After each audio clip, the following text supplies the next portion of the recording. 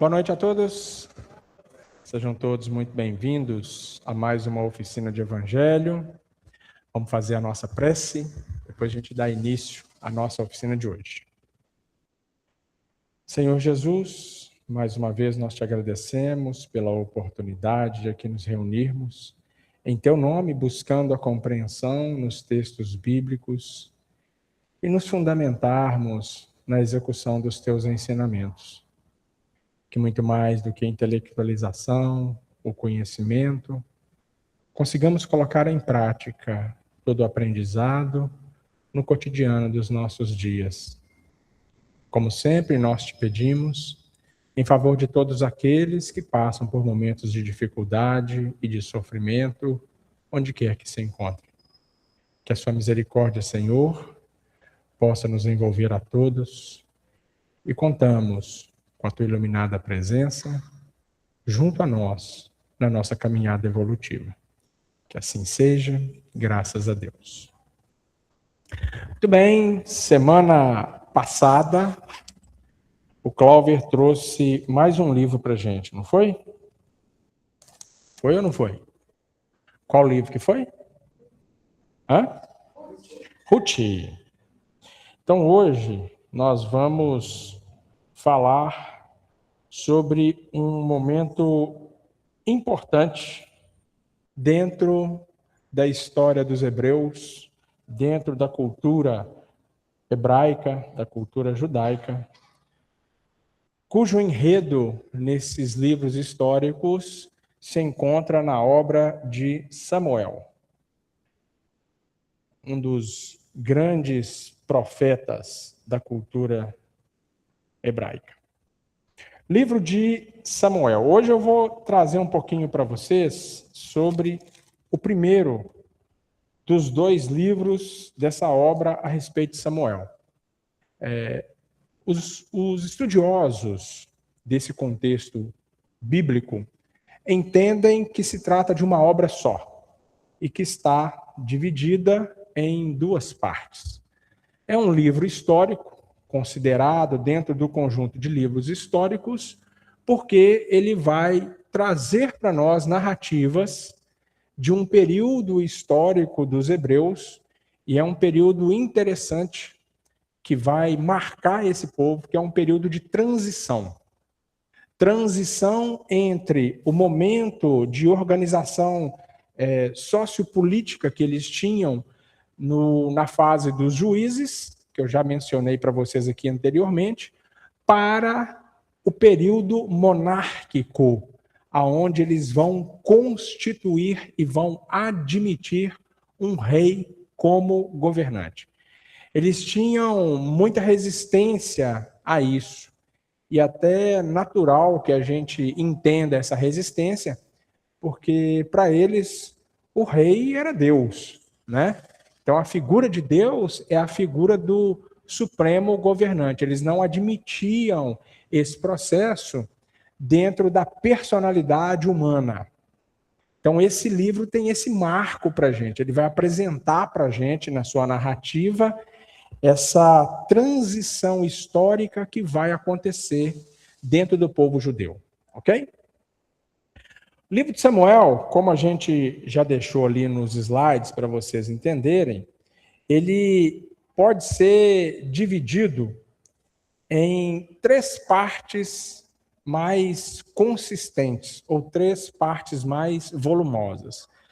É um livro dentro das características de obras que nós encontramos na Bíblia mais extenso, exatamente porque ele vai trazer narrativas de cunho histórico. Estava até comentando com o pessoal aqui antes da gente começar, né, a oficina de hoje, que quando a gente olha para o texto bíblico e pegamos um livro que ele é histórico, ele vai apresentar um volume de informações, um volume de escrita maior. Então, o primeiro livro de Samuel tem 31 capítulos. Tá? E esse livro, logo no início, ele vai começar a narrar para a gente quem que é o Samuel.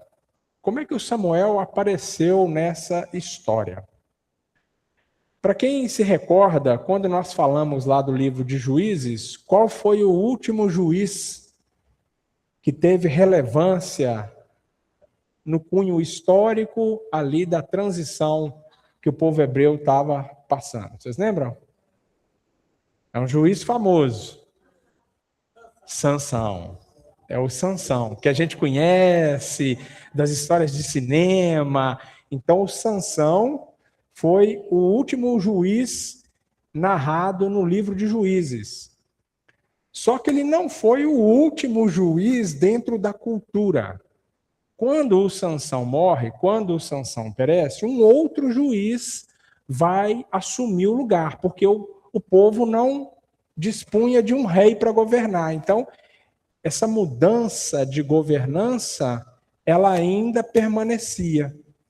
E vai surgir no lugar do Sansão o Eli. O Eli é o próximo juiz depois do Sansão. Mas não é o senhor não, viu, seu Eli?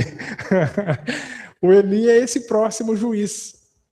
Só que o Eli, diante das condições e características do Sansão, ele se apresenta e se torna, no olhar do povo, um juiz muito mais fraco. Um juiz com muito menos autoridade moral. Ele e os seus filhos adotavam práticas que cada vez distanciava mais o aspecto inerente da cultura de religiosidade do reconhecimento, da adoração a Deus. E isso foi gerando contratempos, constrangimentos, situações desconfortáveis dentro da cultura popular. Então, o Eli, ele estava nessa condição de rei. E os pais do Samuel, eles realizavam o seu culto a Deus com a frequência habitual, conforme mandava a lei. Então, subiam ao templo, né? Ali não tinha o templo ainda de Jerusalém, mas subiam ao monte, nesse caso. O monte era... Aqui tem. Siló. Ficava em Siló. Ou Silo, né? Então eles iam lá, faziam as suas referências e tudo.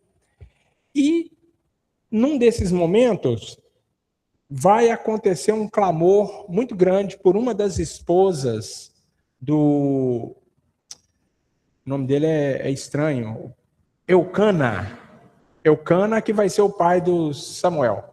Então, uma das esposas, chamada Ana, ela vai fazer um clamor a Deus, porque até então ela era estéril, né?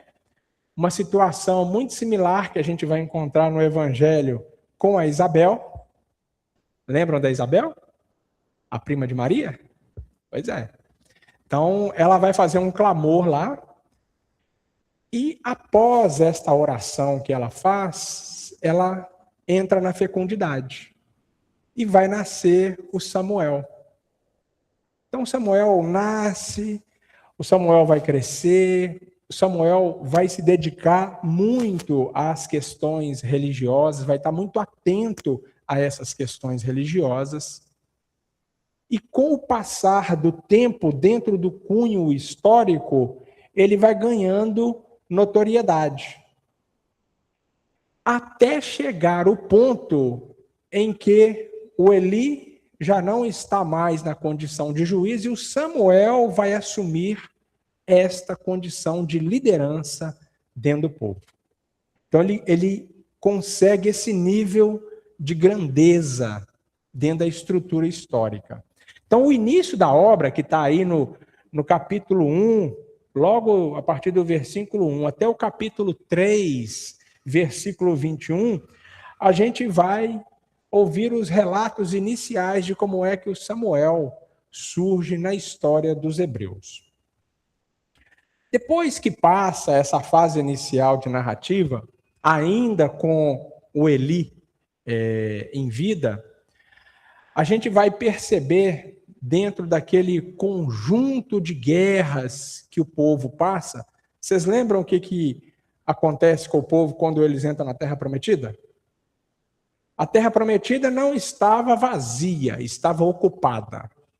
Então eles expulsaram diversos agrupamentos que ali permaneciam antes deles chegarem à terra prometida. Esses agrupamentos ficaram no entorno. Então, vai imaginar que eles estão no centro, no entorno, tinham vários outros povos que tinham sido expulsos de lá, e de tempos em tempos eles tentavam retomar aquilo que era o espaço que eles ocupavam. Dentre esses povos, tinha um que era mais relevante e melhor preparado que os demais, que eram os filisteus. A gente vai ouvir muito falar dos filisteus. Então, os filisteus, de tempos em tempos, geravam incursões ou tentativas de incursões na Terra Prometida, criando guerras, criando conflitos. Os hebreus eram um conjunto tribal. Agricultores, pessoas que lidavam com o gado, né? com a plantação. Então, eles não tinham uma capacidade estrutural tão relevante de exército de guerra. Por mais que detivessem determinado conhecimento, não era o ponto de excelência deles. Então, eles precisavam se defender e eles contavam muito com o amparo de Deus. Rogavam sempre a Jeová ou Javé, conforme for a tradução bíblica que vocês tiverem em mãos, para que os amparasse nesse momento de guerra, para que desse suporte, para que eles conseguissem lograr êxito nas batalhas. Vocês lembram das tábuas da lei? Lembram dos mandamentos que Moisés recebeu? Que eram importantíssimos e são até hoje? O povo hebreu criou uma arca para transportar esses mandamentos, que nós conhecemos na história como a Arca da Aliança. Ok? O que eles faziam corriqueiramente? Tem uma batalha que precisamos enfrentar com os filisteus em tal território. Então o juiz, juntamente com os sacerdotes, encampavam a cabeça do agrupamento desse exército e levavam a arca como uma demonstração de crença, de poder, como se Deus estivesse ali, empenhado também junto com eles, nessa batalha para poder fazer o enfrentamento que eles necessitavam. O que acontece conosco quando a gente quer enfrentar um problema, mas a nossa fé está desse tamanhozinho assim? O que acontece com a gente? A gente está fazendo tudo diferente do que precisava fazer para enfrentar o problema. E a gente quer enfrentar o problema. Nós vamos ter dificuldade, não vamos? Muito provavelmente, talvez, passar aí por dores, por sofrimentos. Às vezes não entendemos essa dor e sofrimento que aconteceu, e aí continuamos na mesma, fazendo as mesmas escolhas equivocadas. Como o juiz e o filho do juiz, desse juiz, do Eli, não estavam condizentes com aquilo que eles pediam a Deus, a arca foi na frente, mas cadê a força? Então é como se fosse simplesmente tábuas da lei que tivessem ali dentro, sem nenhum tipo de poder religioso, vamos colocar assim. Nessa segunda parte da obra, que está aí entre o capítulo 4, versículo 1, até o capítulo 7, versículo 17, é aonde eles vão perder uma batalha para os filisteus e vão perder a batalha com a morte dos sacerdotes, que eram os filhos do juiz, Eli, e vão perder a arca. Os filisteus vão roubar a arca. Vocês lembram lá em Juízes o que o Sansão fez quando ele foi na terra dos filisteus, que ele destruiu um monte de coisa lá, inclusive destruiu um templo, que a gente mencionou aqui? Ou não lembram disso? Eu falei disso aqui, gente. Depois vocês podem olhar lá a gravação que está lá. O Sansão destruiu muitas coisas, inclusive um dos templos de culto a Deus que os filisteus tinham. Esse templo já tinha sido reconstruído. Eles levaram a arca para esse templo. Só que eles eram politeístas, certo? Certo. A arca era destinado ao povo hebreu, certo? Certo. Mas as coisas, quando precisam ter atenção, a gente não dá atenção, elas têm uma força. Assim como o impacto das forças espirituais que acontece conosco. A gente recebe informação espiritual o tempo todo.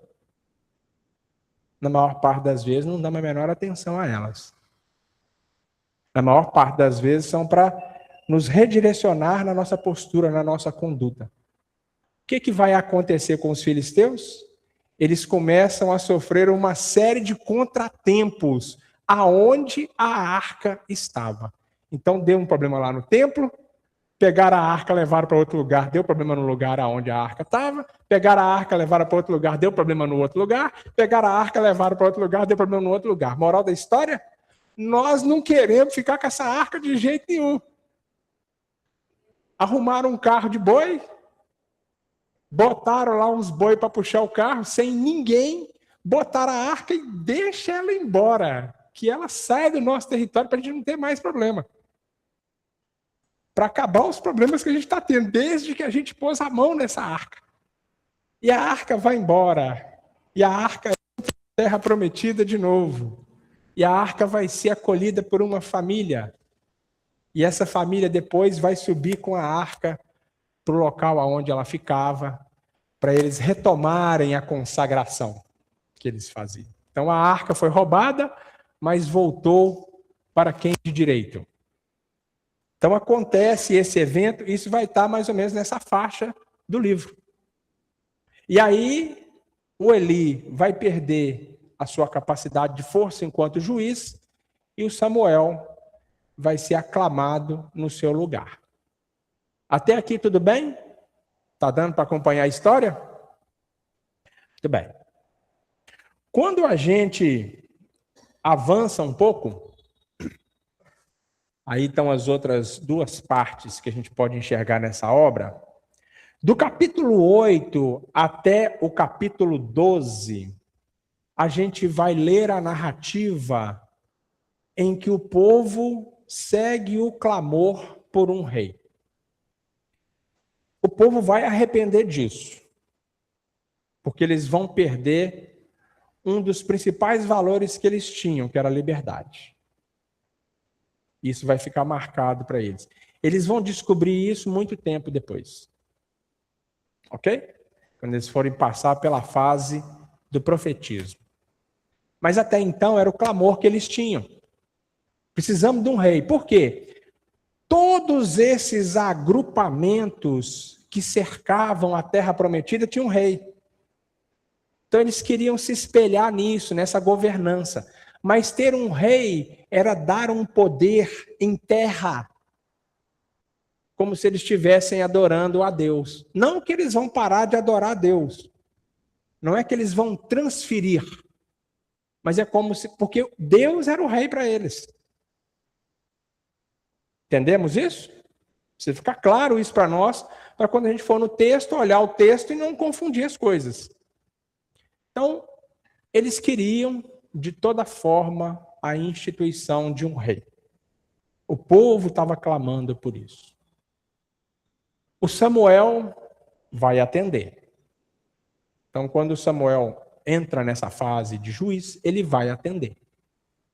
Ele vai constituir um rei. Há um diálogo na obra entre Samuel e Deus para a constituição desse rei. Então, ele vai ungir esse rei. É aí que vai surgir o primeiro rei do povo hebreu, que é o Saul. Vocês já ouviram falar do rei Saul? Pois é, o rei Saul surge aqui, no primeiro livro de Samuel. Nós estamos falando de uma época aproximada entre 1200 e 1050 antes de Cristo, tá? Então esse é o período histórico que a gente está falando. Então surge o Samuel, só que o Samuel, ele era um jovem, ele não queria ser rei, ele não queria assumir esse poder, tinha medo, ele ficou escondido. Porque ele foi convidado a assumir o Saul. O Samuel viu no Saul esse potencial de reinado, mas ele não queria assumir. Mas ele assumiu.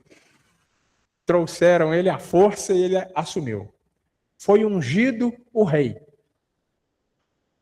Só que, ao assumir as funções, o que habitualmente acontece conosco, na nossa condição humana, quando a gente assume poder de alguma coisa? Eu passo a ser o Todo-Poderoso. Naquele campo ali, agora eu mando e desmando. Quem está abaixo de mim tem que obedecer, né? Vai acontecer isso com o Saul. Aí começa a se desvirtuar.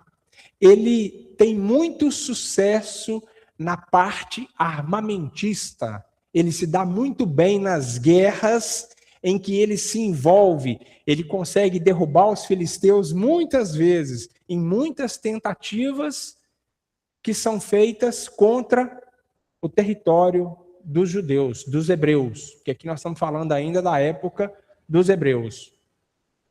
Mas vai se desvirtuar nas coisas religiosas. Vai se afastar do culto a Deus, da prestação de contas, dos espólios de guerra. Vai se afastar da execução de muitas prescrições que tinham na lei. Então vai se tornar aquele monarca muito rígido, muito determinado às questões pessoais, principalmente.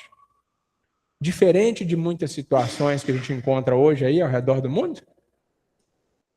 Não, né? Tem muitas situações de hoje que se remontam lá nessa época. Nós estamos falando de 1100, 1150 a 1050 antes de Cristo. 3 milênios atrás. 3.000 anos atrás.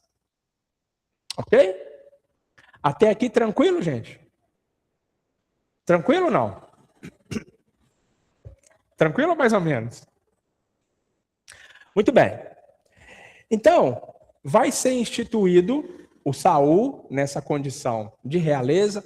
Vão surgir diversos problemas dentro desse reinado dele. E aí, o Samuel fica desgostoso, fica constrangido, fica contrariado por conta da conduta que o Saul assume. Porque o Samuel segue lá, religioso, dedicado às coisas divinas. E o Saul fazendo, na maior parte das vezes, o contrário. Se distanciando, se desviando do caminho. Então, o Samuel, com isso, pensativo, vai ter outro diálogo com Jeová. Vai ter outro diálogo com Deus. Porque ele era um profeta. O profeta hoje quem é? É o médium, né? Dentro da doutrina espírita, a figura do médium que nós conhecemos, sobretudo os que têm ostensividade, porque aí conseguem a percepção e a comunicação espiritual com mais facilidade, pode ser traduzida para esse profeta lá na antiguidade, nessas comunicações que esse profeta fazia, que esse profeta realizava. Então, Samuel vai ter diálogos com Javé. E Javé, não satisfeito com a conduta de Saul, fala a Samuel que ele vai indicar um novo rei para assumir o lugar de Samuel. Quem vai entrar na história? Davi. Davi é que vai aparecer, é que vai surgir aí nessa história do povo hebreu. Menino humilde, sai lá da vila dele. Aonde que era a vila? Lá em Belém de Judá. Quem nasceu em Belém? Jesus! É por isso que a gente fala que Jesus vem da casa de Davi.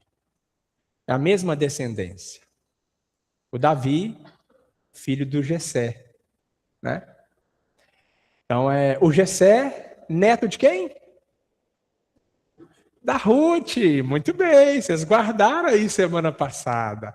O Jessé é neto da Ruth. Então, o Davi vai ser o bisneto da Ruth, porque a Ruth era a bisavó do Davi. Esse é o contexto histórico que a gente encontra nessa primeira parte do livro de Samuel. Então, o Davi vai ser descoberto, tem um diálogo com Samuel. Samuel adora a presença do Davi, adora a personalidade do Davi, e identifica no Davi essa condição de ser um rei.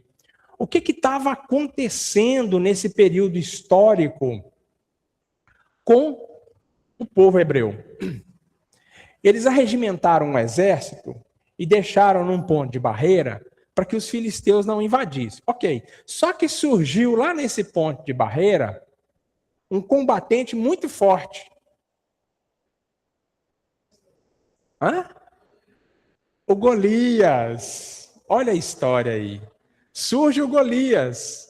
O Golias era um filisteu.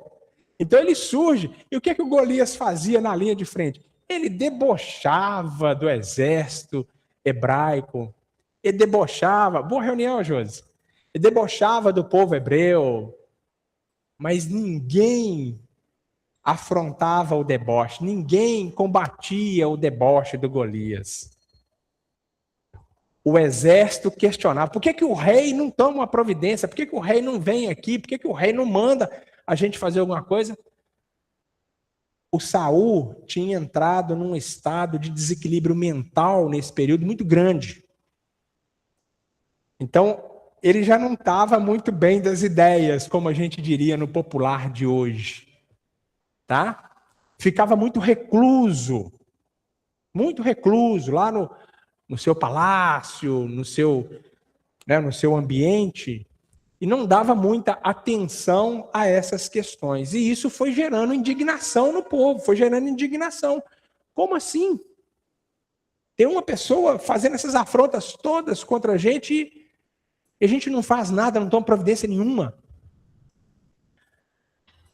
Então surge, numa dessas idas de Davi, numa dessas idas que ele fazia até essa frente de batalha, surge a possibilidade, e ele, fervoroso na fé, que ele era um rapaz de muita fé, ele tem o ímpeto de fazer uma afronta, um desafio lá contra o Golias. Por que o Davi foi parar lá?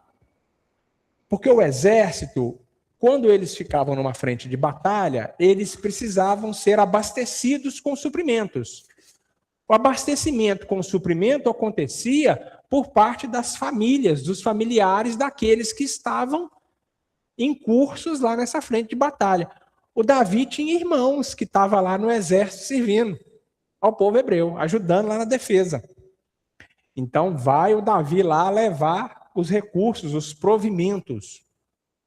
E quando ele ouve aquela situação que estava acontecendo na frente de batalha, ele fala assim, não, mas Deus é maior do que isso tudo.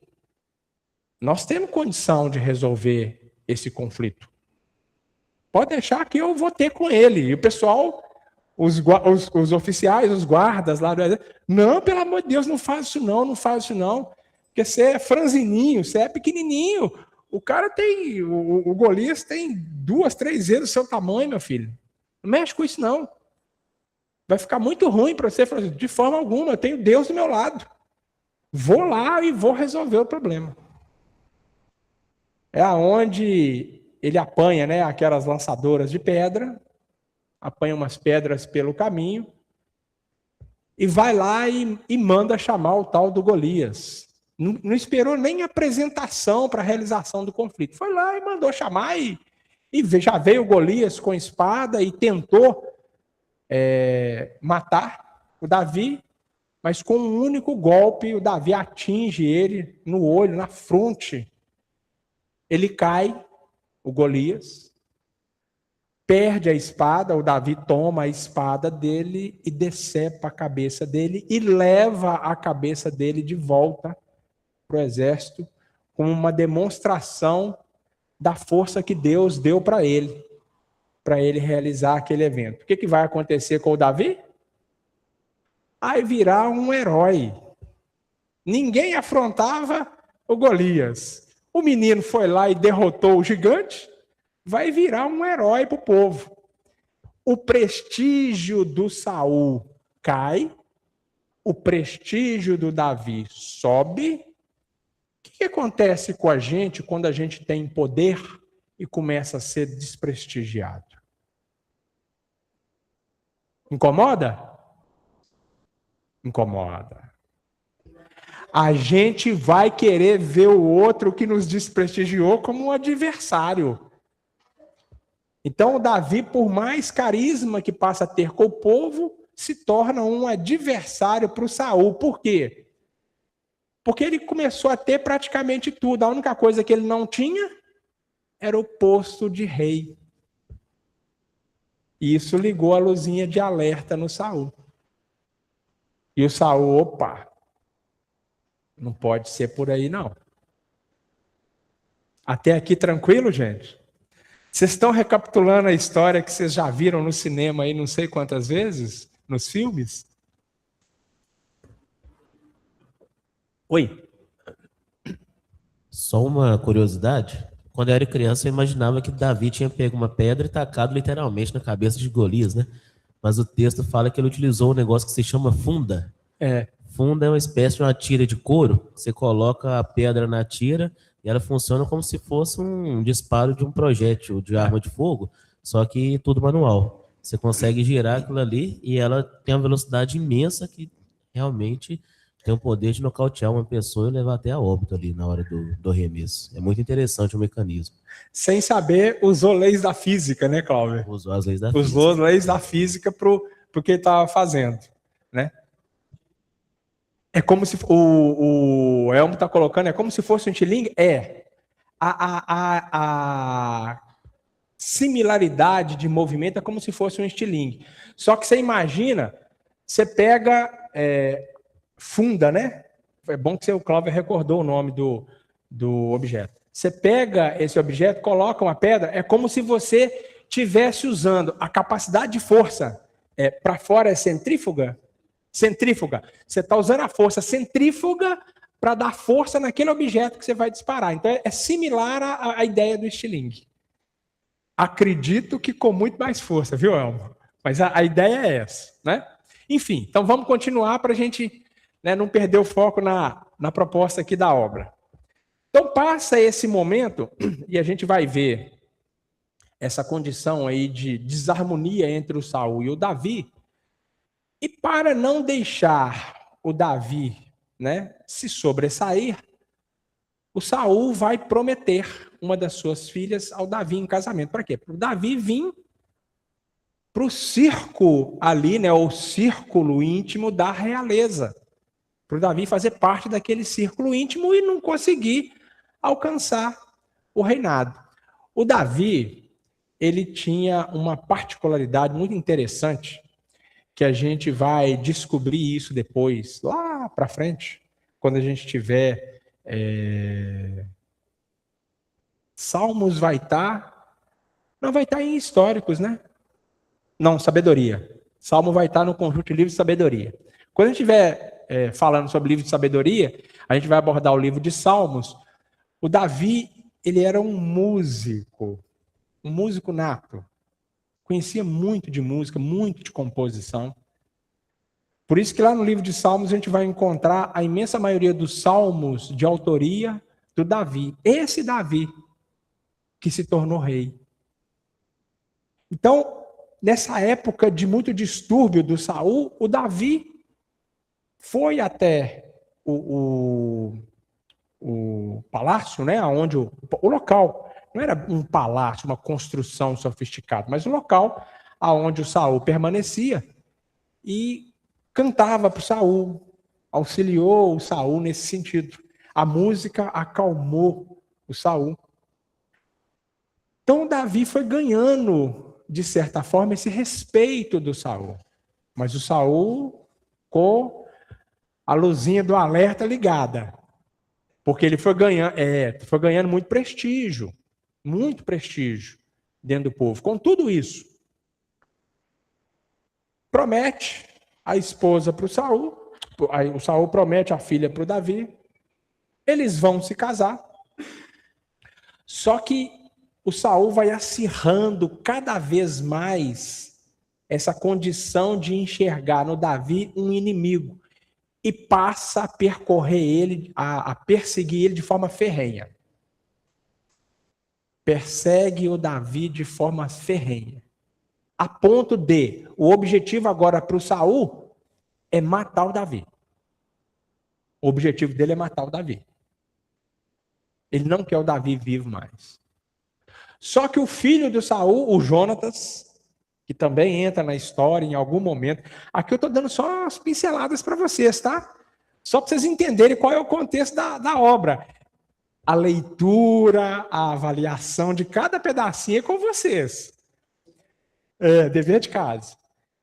O Jonatas, que é filho do Saul, entra na história e ele gosta muito do Davi, fica muito amigo do Davi. Então, em alguns momentos dessas emboscadas que o Saul montava para pegar o Davi e matar o Davi, o Jonatas tirava o Davi do lugar. Pedia para ele, foge, que vai acontecer isso. Quando não era o Jonatas, era a Milca, que se tornou a esposa dele. E aí acabou que o Davi teve que ir embora. O Davi foi para o deserto, para não ser apanhado e não ser morto. E no deserto ele ficou vagando por diversos lugares, participou de grupos forasteiros no deserto, grupos que tinham capacidade de combate. Do deserto ele migrou para a Filistia, foi lá ficar com os filisteus, comandou exército dos filisteus. Contra quem? Contra os hebreus. Só que ele chegou à conclusão que esse não era o papel dele, o Davi. Então ele sai lá do povo filisteu, vem de volta para o deserto, transita pelo deserto um bom tempo. Ele tinha uma capacidade de combate muito importante, o Davi, que ele conseguia, dentro da sua condição de combatente, executar o elemento surpresa. É isso que vai ser uma das características dele enquanto rei, que consegue agrupar ou reagrupar todas as tribos que estavam divididas e tornar um reino só. Só o Davi que consegue fazer isso. E nessa perspectiva, ele teve mais de uma oportunidade de matar o Saul, pegar o Saul na surdina e tirar a vida do Saul. E ele não mata o Saul, mas deixa claro, mostra para ele a condição que ele tinha. Aqui, eu podia ter te matado essa noite e eu não o fiz. Para te mostrar que eu sou justo. Eu não tenho nada contra você, você que tem contra mim. Então, tudo corroborava para que o Davi fosse morto, perecesse na mão do Saul. E ele, exatamente, senhor Eli, ele mostra o contrário. Ele deixa claro para o Saul o contrário, que ele é que tinha condição de eliminar o Saul. Mas ele não faz isso. Ele não elimina o Saul. O que vai acontecer? O Saul, na sua loucura, o Saul vai através o Saul vai convocar, vai chamar de novo Samuel, vai pedir conselho ao Samuel, porque o que acontece com o Saul nessa condição de transição de reinado que está acontecendo no povo. Ele é o rei, mas é o rei que não é respeitado. O Samuel era um juiz, mas um juiz que não tinha mais a capacidade do poder. O Davi tinha toda a condição de ser o rei, inclusive o Samuel ungiu o Davi, porque o Samuel desconheceu o Saul como rei. Nesse período, o Davi foi ungido, então é como se o povo tivesse 2 reis, um que não era prestigiado, mas um não podia exercer o seu poder, a sua liderança. Eu preciso falar com ele. Tá. Não podia exercer o seu poder, a sua liderança. Exatamente porque era perseguido por aquele que se colocava na condição de rei e que ocupava naquele momento o trono. Quando é que isso vai mudar? No final do livro, do primeiro livro, no último capítulo, quando o Saul morre. O Davi teve chance de matar, mas não matou. E o Saul vai perecer de uma forma complicada.